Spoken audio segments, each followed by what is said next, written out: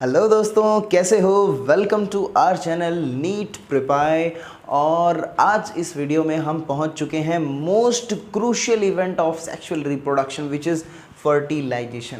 तो ये जो फर्टिलाइजेशन है आज हम इसको पढ़ने जा रहे हैं। फर्टिलाइजेशन क्या है? बड़ी बेसिक सी बात है, पता होगा कि male gamete and female gamete fuse together to form a diploid structure which is known as zygote and this process is known as fertilization. This is known as fertilization. And fertilization को पता है कई बार syngamy भी बोल ज़्यादा है रे। ये टर्म कहीं सुनी सुनी सी लग रही है। कहाँ सुनी है? ये हमने सुनी है प्लांट एम्ब्रियोलॉजी में, जहाँ पर हम देखते हैं ना कि पोलन ग्रेन क्या करता है, जो एग सेल है उसके साथ जब वो फर्टिलाइज होता है तो उस प्रोसेस को वहाँ पर सिनगैमी बोल रहे थे। और जब वो पोलर न्यूक्लियस के साथ दूसरा मेल गैमेट फ्यूज़ हो रहा था उसको ट्रिपल फ्यूज़न बोला था। साथ में ये जो प्रोसेस थी इसको पढ़ रहे थे हम, तो यहाँ पर वहीं से सिनगैमी भी बोल सकते हैं इसको। वही है, मिलन हो रहा है तो फर्टिलाइजेशन बोला है syngamy. Okay, so this is basic idea about fertilization. अब उसके बाद में कई बार क्या होता है कि जो फीमेल गैमेट है वो मेल गैमेट का इंतज़ार ही नहीं करती। मेल गैमेट बेचारा आ रहा है, कोशिश कर रहा है वो आने की, वो चाहता है मैं आऊँ, लेकिन फिर ये इतनी देर में क्या कर लेती है फीमेल गैमेट, विदाउट फर्टिलाइजेशन के बिना फर्टिलाइजेशन के डेवलप इनटू न्यू ऑर्गेनिज्म, नया ऑर्गेनिज्म ऑफस्प्रिंग बिना फर्टिलाइजेशन के बना लेती है। तो ये बोलता है अच्छा सिला दिया तूने मेरे प्यार का। फीमेल गैमेट ने खुद ही फर्टिलाइजेशन, बिना किसी फर्टिलाइजेशन के खुद ही पूरा ऑर्गेनिज्म डेवलप कर लिया। This is known as parthenogenesis. बड़ी जरूरी बात है पार्थेनोजेनेसिस। ऐसा किस में होता है? एग्जांपल आप रट लेंगे अच्छे से, रोटी पर, honey bee, some lizards and birds like turkey, इनमें क्या होता है? पार्थेनोजेनेसिस होता है। ठीक है, ओके। सो ये पार्थेनोजेनेसिस एक स्पेशल केस था जो पढ़ना बहुत ज़रूरी था यहाँ पर फर्टिलाइजेशन के अंदर। ओके, अब मैं आपको दो तीन बातें बताना चाहता हूँ। देखो क्या होता है कि फर्टिलाइजेशन दो तरीके का होता है, या फिर तो इंटरनल फर्टिलाइजेशन या फिर एक्सटर्नल फर्टिलाइजेशन। एक्सटर्नल फर्टिलाइजेशन के अंदर क्या होता है कि सिंपली फीमेल अपना गैमेट एक्सटर्नल एनवायरनमेंट में रिलीज कर देती है और मेल अपना गैमेट एक्सटर्नल एनवायरनमेंट में रिलीज कर देता है। ठीक है, और फर्टिलाइजेशन एनवायरनमेंट में होता है। जैसे ये किस में होता है? Majority of algae, amphibians, fishes. अगर हम पर्टिकुलरली स्पेसिफिकली बोलें तो एम्फीबियन जैसे फ्रॉग्स में, बोनी फिशेज के अंदर ऐसा होता है।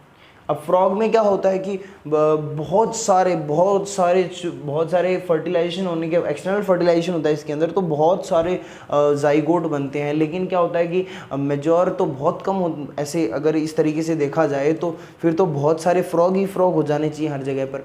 लेकिन क्या होता है कि सारे के सारे जो भी जाइगोट बनते हैं यहाँ पर, वो सारे के सारे डेवलप नहीं कर पाते आगे जा कर के। क्यों नहीं डेवलप कर पाते? क्योंकि यार एक्सटर्नल मीडियम में वो बन रहे हैं, बाहर बन रहे हैं। तो क्या होगा कि they are extremely vulnerable. They will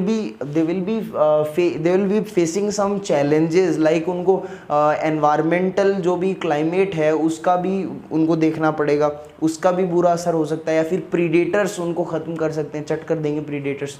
तो क्या होगा कि जो ये एक्सटर्नल एनवायरनमेंट के अंदर जो भी जाइगोट बनता है उसकी लाइफ बहुत ही ज़्यादा थ्रेटनिंग होती है।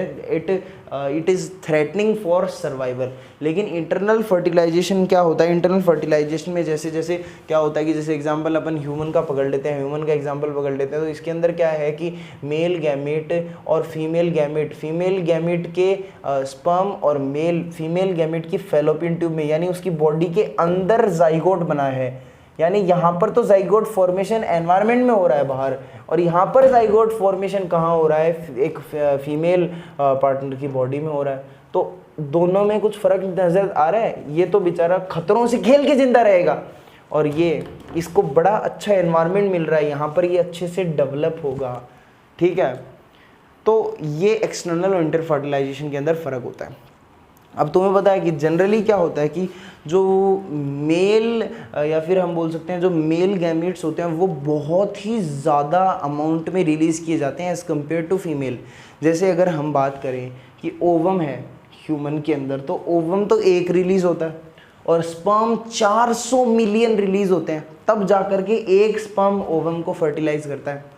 तो बड़ी ताज्जुब की बात नहीं है, ये बिल्कुल सही एक रिलेवेंट पॉइंट है कि स्पर्म इसलिए ज़्यादा रिलीज़ किए जाते हैं, या फिर कहीं भी आप और कहीं भी अप्लाई करके देखोगे तो मेल गैमेट ज़्यादा इसलिए रिलीज़ किए जाते हैं क्योंकि मेल गैमेट बेचारे पहुँचते पहुँचते रेस में आधे से ज़्यादा ऐसे मर जाते हैं, कुछ भीड़ तुड़ के मर जाते हैं, कुछ सही नहीं होते, फिट नहीं होते फर्टिलाइजेशन के लिए।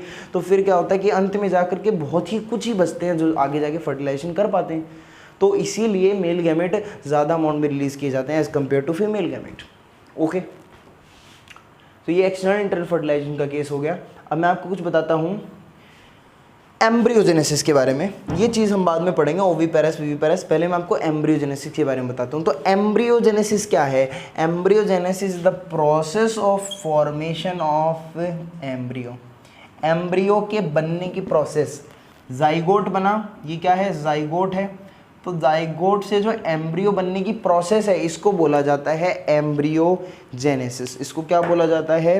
एम्ब्रियोजेनेसिस बोला जाता है। क्या बोला जाता है? जाइगोट से the process of formation of zygote to embryo, या फिर हम बोल सकते हैं the development of zygote into the embryo, it occurs by a process which is known as embryogenesis, which is known as embryogenesis. अब embryogenesis के दौरान क्या होता है? जाइगोट में दो चीज़ें होती हैं। जाइगोट में एक तो क्या होता है, पहला काम होता है कि इसमें नंबर ऑफ सेल्स इंक्रीज हो रही हैं, यानी क्या हो रहा है, हम बोल सकते हैं कि यहाँ पर सेल डिवीज़न होता है। पहला काम है सेल डिवीज़न होना, पहला काम है सेल डिवीज़न होना। दूसरा काम यहाँ पर क्या होगा? दूसरा काम होगा सेल डिफरेंशिएशन। बड़ा ध्यान से सुनना, सेल डिफरेंशिएशन बड़ी इजी बात है ये कि जाइगोट में क्या होता है, एक तो सेल डिवीजन होता है यानी नंबर ऑफ सेल्स इंक्रीज होते हैं, और दूसरा क्या होता है कि सेल डिफरेंशिएशन होता है, यानी जो ये सेल डिवाइड होके बहुत सारे न्यूमरस सेल्स बन रहे हैं, इनमें फिर क्या होता है, काम का बंटवारा होता है। जैसे यहाँ पर ये तो जाइगोट तो एक सिंगल सेल है, लेकिन एम्ब्रियो में बहुत सारी सेल्स होती हैं, और वो बहुत सारी सेल्स क्या करती हैं, वो डिफ्रेंशिएट हो जाती हैं। ऐसे होता है कि यार ये कुछ सेल्स तो क्या बनाएंगी, ये हार्ट बनाएंगी, ये लंग्स बनाएंगी, ये वो बनाएंगी, ये वो बनाएंगे, ऐसे करके पूरा ऑर्गेनिज्म का फॉर्मेशन होता है। तो क्या हो रहा है, during embryogenesis zygote undergoes cell division as well as cell differentiation. Okay, ये बड़ी इंपॉर्टेंट बात थी। उसके बाद में हम पढ़ते हैं इधर oviparous and viviparous. What are these two terms? देखो, विविपेरस के अंदर क्या होता है कि ये वो एनिमल्स होते हैं, ये वो ऑर्गेनिजम्स होते हैं जो डायरेक्टली ये यंग वन को बर्थ देते हैं, डायरेक्टली यंग वन को बर्थ देते हैं। ठीक है, तो इनमें फर्टिलाइजेशन फिर कहाँ होता होगा? बॉडी के अंदर ही होता होगा। ओवीपेरस एनिमल्स जो होते हैं ना, ये फर्टिलाइज्ड या फिर अनफर्टिलाइज्ड एग को रिलीज करते हैं। फर्टिलाइज्ड या फिर अनफर्टिलाइज्ड एग को रिलीज करते हैं।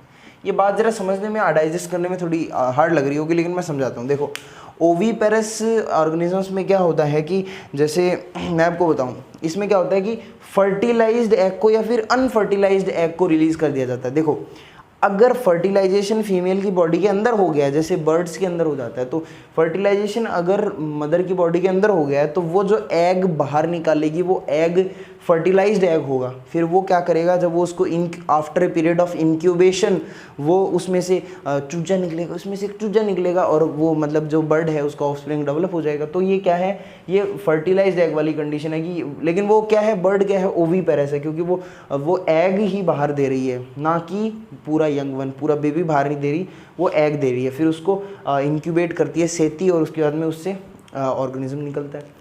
लेकिन अनफर्टिलाइज्ड एग वाला क्या केस है कि कई बार क्या होता है कि अनफर्टिलाइज्ड एग भी बाहर दे, जैसे फ्रॉग में आपने देखा था जिसके अंदर क्या हो रहा था, ये एक्सटर्नल फर्टिलाइजेशन हो रहा था। अब ये फ्रॉग क्या देता है, ये तो अनफर्टिलाइज्ड एग को बाहर निकलता है। मतलब देखो, फीमेल फ्रॉग ने अनफर्टिलाइज्ड ये एग्स हैं, कुछ भी जितने भी न्यूमरस पता नहीं कितने होते हैं, लेकिन अनफर्टिलाइज्ड एग बाहर निकाले फीमेल ने, और इधर से कि मेल के जो स्पर्म्स थे, या फिर हम बोल सकते हैं फ्रॉग में जो मेल गैमीट है, मैं देखो ये तो क्या है, मैंने लिख दिया, ये तो फीमेल गैमीट की जो रिजल्ट है, गैमीट्स हैं ये, और यहाँ पर मेल गैमीट्स हैं।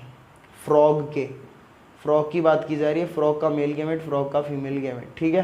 तो ये क्या हुआ, यहाँ से इन्होंने फ्यूज़ करके क्या बनाया, जाइगोट बनाया। और ये जो जाइगोट बना कहाँ पर है, ये एक्सटर्नल मीडियम में बना है। तो हम फ्रॉग को क्या बोलेंगे कि इट इज़ ओविपेरस, क्योंकि ये क्या कर रहा है, अनफर्टिलाइज्ड एग को बाहर निकाल रहा है, ठीक है। सो हाँ, we have completed this entire chapter. यहाँ पर एक चीज़ और बच गई, एक चीज़ यहाँ पर बच गई, वो क्या बच गई, प्लांट्स के बारे में। यहाँ पर वैसे तो हम चैप्टर 2 में अच्छे से डिस्कस करेंगे कि क्या होता है कि जैसे पॉलन ट्यूब होती है ना, वो मेल गैमेट ऑफ प्लांट को कैरी करती है, पॉलन ग्रेन को कैरी कर रही है पॉलन ट्यूब, ठीक है। दूसरी बात ये कि जब फर्टिलाइजेशन हो जाता है, मतलब जो पॉलन ट्यूब में जो डिवीजन करके 2 मेल गैमेट्स बनते हैं, उन 2 मेल गैमेट में से एक तो पोलर न्यूक्लियाई के साथ फ्यूज़ होता है, उस प्रोसेस को बोलते हैं ट्रिपल फ्यूजन, एंड दूसरा एग के साथ उसको बोलते हैं डबल फर्टिलाइज, जो उसको बोलते हैं syngamy, and the processes together are known as double fertilization. और ये फर्टिलाइजेशन होने के बाद जाइगोट बनता है। और अब इस दौरान क्या होता है कि जो पेटल सेपल्स हैं फ्लावर के अंदर, वो तो शेड ऑफ हो जाते हैं, और जो ओवेरी की वॉल है वो फ्रूट वॉल में कन्वर्ट हो जाती है, पेरिकार्प में, और जो ओवेरी है वो फ्रूट में कन्वर्ट हो जाती है, और जो ओव्यूल अंदर था वो सीड में कन्वर्ट हो जाता है। तो ये कन्वर्जेंस यहाँ पर चैप्टर के लास्ट में आपको दे हुए मिलेंगे। तो ये इसी के साथ हमारा चैप्टर नंबर 1 होता है कंप्लीट। और यहाँ से अच्छे से पढ़िए, एनसीईआरटी अच्छे से कर लीजिए। इस चैप्टर में ज़्यादा 9 2 11 करने की कोशिश ना करें, क्योंकि 9 2 11 फिर 420 हो जाएगा, क्योंकि यहाँ से ज़्यादा एक्स्ट्रा ऑर्डिनरी कोई क्वेश्चन तो आता नहीं है, बड़े सिंपल क्वेश्चंस होते हैं, और ज़्यादा रॉकेट साइंस यहाँ नहीं लगानी, बड़ा इजी चैप्टर है। तो मिलते हैं अगले चैप्टर के वीडियो में। तो टिल देन अपने ध्यान रखिए, स्वस्थ रहिए, मस्त रहिए, व्यस्त रहिए, बिना टेंशन के अपनी पढ़ाई में लगे रहिए। चलिए मिलते हैं अगले एपिसोड में। Till then take care, bye bye.